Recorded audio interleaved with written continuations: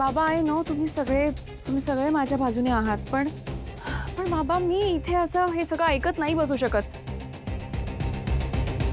तुम्ही ते डिस्कस करा ना छान. मी आत बसते आणि नंतर आपण बोलूया. अधिरा थांब, तू कुठेही नाही जायचंस. तू ह्या कुटुंबाचा सगळ्यात महत्वाचा भाग आहेस आणि ह्या चर्चेच्या वेळी तू हजर नसणं हे बरोबर नाहीये.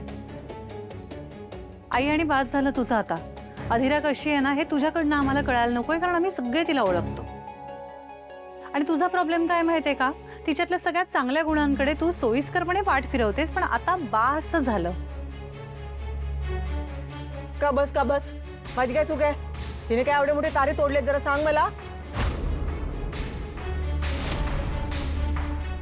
मी सांगतो तुला. तू सगळी लाज लज्जा सोडून नंदूच्या घरी जाऊन म्हणजे मुलीच्या सासरी जाऊन राहिली होतीस ना, तेव्हा अधिरा इथे होती. तिनं घर सांभाळलं, सगळा स्वयंपाक शिकून घेतला. तू तिच्याशी नेहमी तुसडेपणानं वागतेस, पण ती कधीही आजपर्यंत तुझ्या पायरीवर उतरलेली नाहीये. तू तिचा पाय मोडलास, पाय विसरलीस? आज तू तुरुंगामध्ये नाही आहेस, घरामध्ये आहेस. हे फक्त अधिराच्या मोठेपणामुळं, लक्षात ठेव. आणि काय ग आई,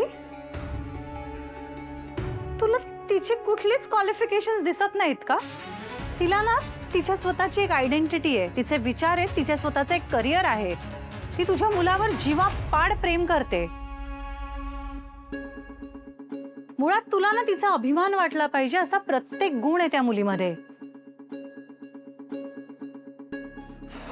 झालं बापले जग फिरून आले, आता मुद्द्यावर या.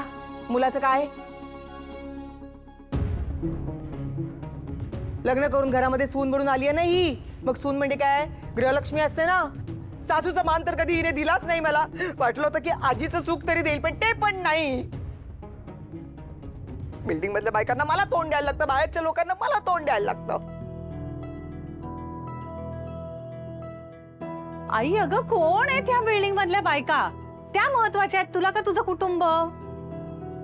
सोड सोड सोड सनदी सोड. तुझा आपल्या राजमहालामध्ये जा, राहा तिकडे. तिकडे चांगली शोभतेस तू. कसं इकडे येऊन प्रत्येक वेळेला कोणी काय बोले की मलाच येऊन शिकवतेस? तुला माझ्या भावना अजिबात कळणार नाही, तुला माझ्या इच्छा अजिबात कळणार नाही. सोड तू सोड. This is pointless. Okay Nandu, I am sorry. मला वाटलं मी तुला इथे बोलवेन आणि तू आईला समजावशील, पण इथे काहीतरी वेगळंच होतं. आई तुलाच सुनावतायत.